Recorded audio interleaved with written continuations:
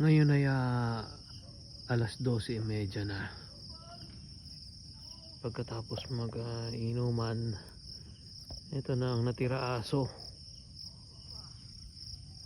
So, malamang dito na ako tutulog. Lasing eh.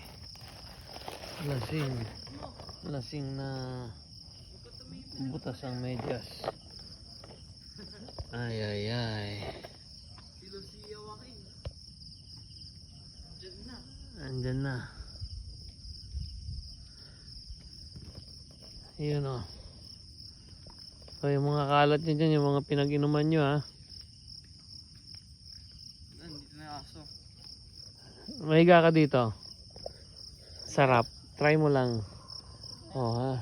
Dito nahiga na dito sa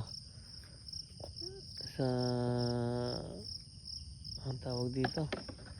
Yan sa damuhan. Pack up na sila. Alas 12:30.